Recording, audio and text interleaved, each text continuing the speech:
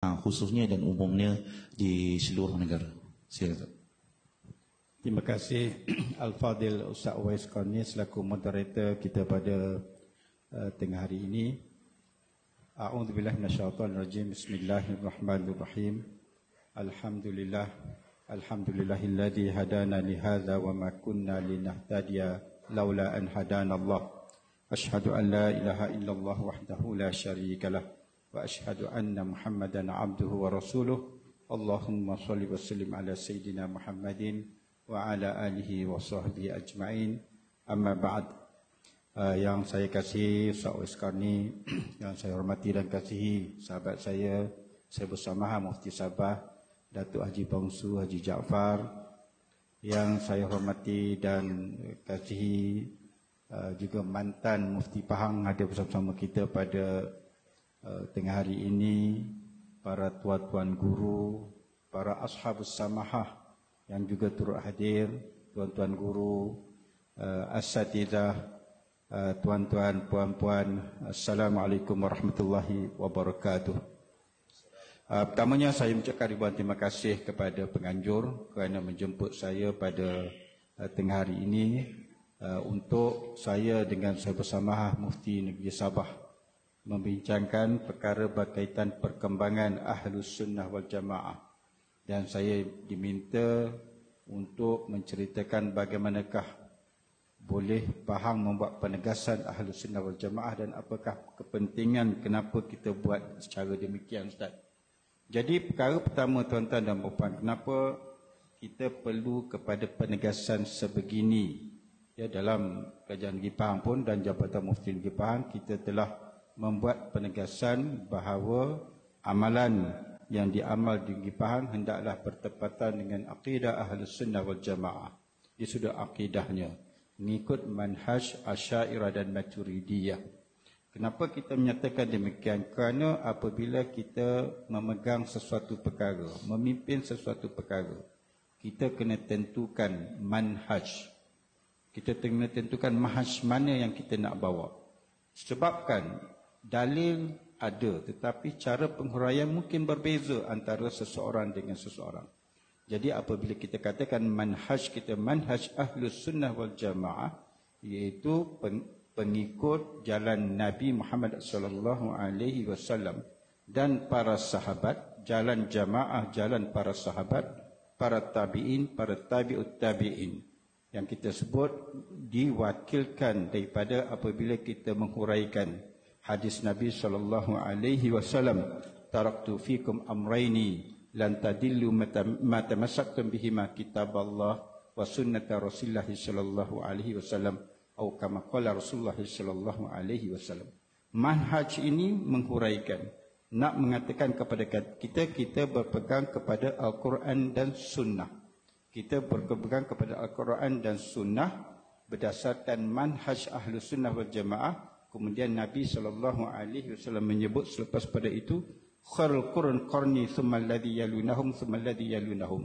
Sebaik-baik kurun ialah kurunku, kemudian kurun selepasku dan kurun selepas kurun tersebut, yang mana kita rangkumkan dalam 300 tahun. Jadi disitulah mewakili kita mengikut Nabi SAW dan kemudiannya kita mengikut para sahabat, para tabi'in, para tabi'ut tabi'in. Jadi huraian itulah yang kita nak pakai, manhaj yang kita nak pakai di negeri Pahang, dan kita membuat pernyataan. Sebab di luar sana ada mereka mengatakan kami juga mengikut Al-Quran dan Sunnah, tetapi manhaj mana, tafsiran mana? Jadi kita katakan tafsiran yang kita ambil daripada tafsiran para sahabat, para tabi'ut tabi'in, para tabi'ut tabi'in, yang diwakilkan selepas itu oleh generasi fuqaha. Kalau di sudut fiqahnya, sudut akidahnya ada pendokongnya. Jadi kita yang keduanya kita nak tentukan pendokongnya. Ahlus Sunnah wal Jamaah yang mewakili Nabi, yang mewakili para sahabat, para tabi'ut tabi'in, diwakilkan oleh pendokongnya. Siapa pendokongnya? Maka di situ kita katakan pendokong yang kita ikut dalam pentafsiran Al-Quran dan Sunnah di sudut akidahnya ialah Imam Abu Hasan Al-Asy'ari dan Imam Abu Mansur Al-Maturidi. Jadi sebab dalam suasana sekarang, tuan-tuan, memang semua berhujah berpegang kepada Quran dan Sunnah. Tetapi tafsiran mana? Adakah tafsiran A, tafsiran B, tafsiran C? Tetapi kita secara berterusan kita mengatakan kami mengikut Al-Quran dan Sunnah, bukan mentafsirkan berdasarkan akal kami, tetapi kan berdasarkan kepada tafsiran muktabar yang dibawa selepas itu oleh ulama-ulama muktabar yang ada asanid dia, ada dia punya sanadnya sampai kepada kita hari ini, yang kita pun telah belajar ilmu akidahnya bagaimana Imam Abu Hasan Al-Asy'ari daripada guru-guru yang sebelumnya, dan kemudian selepas itu kepada pengikut-pengikutnya yang kita gelarkan sebagai Asy'ariyah, dan seterusnya sampailah pengajaran tersebut kepada kita sehingga hari ini. Jadi itu yang pertama, Ustaz. Yang pertama kita nak tentukan manhaj. Yang kedua kita nak tentukan siapakah pendukung. Dan di akhirnya kita nak bawa kepada masyarakat kita supaya masyarakat kita ini terlahir golongan yang terangkum dalam diri dia. Dia ada keislaman dia, dia ada keimanannya, dan dia juga ada keihsanan dia berdasarkan kepada hadis Nabi SAW. Apabila datang seorang lelaki, syadidul bayadil thiyab wa syadidul sawadis sya'ar, datang kepada Nabi SAW dan mengatakan, apakah itu Islam, apakah itu iman, dan apakah itu ihsan. Jadi kita nak supaya terangkum dalam masyarakat kita, yang kita nak bina dalam diri masyarakat kita, mereka yang ada keimanan kepada Allah Subhanahu Wa Taala, beriman dengan keimanan kepada Allah Subhanahu Wa Taala, bersyariat, dan di situ juga adanya unsur-unsur kerohanian yang dipegang oleh masyarakat yang kita sebut sebagai tasawuf. Jadi dalam penegasan dipaham, kita memperkatakan dengan jelas manhaj Ahlus Sunnah wal Jamaah. Di samping itu di sudut fiqahnya juga kita nyatakan dengan jelas. Kita mengatakan kita mempraktiskan perkara-perkara syariat berpandukan kepada mazhab Syafi'i, dengan kita juga meraihkan mazhab-mazhab Ahlus Sunnah yang lain.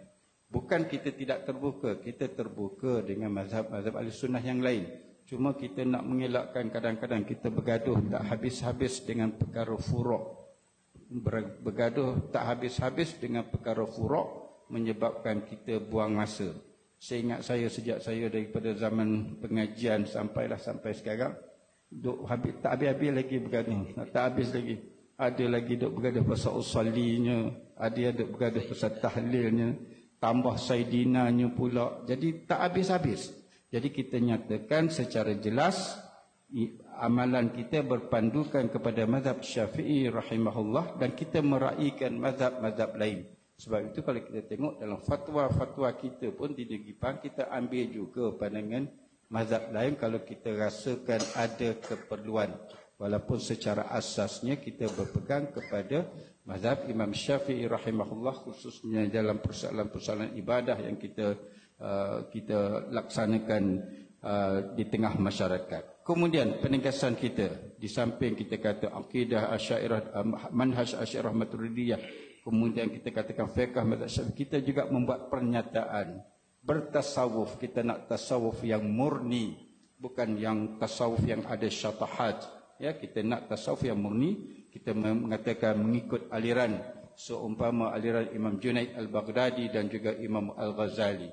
Walaupun di kalangan masyarakat awam negeri kita sebenarnya lebih mesra dengan Imam Al-Ghazali, tetapi kita membuat pernyataan supaya jelas di negeri Pahang ini kita nakkan kepada tasawuf yang murni, dan kita nak yang kita katakan rangkuman iman, Islam dan ihsan dalam masyarakat kita yang kita nak bina.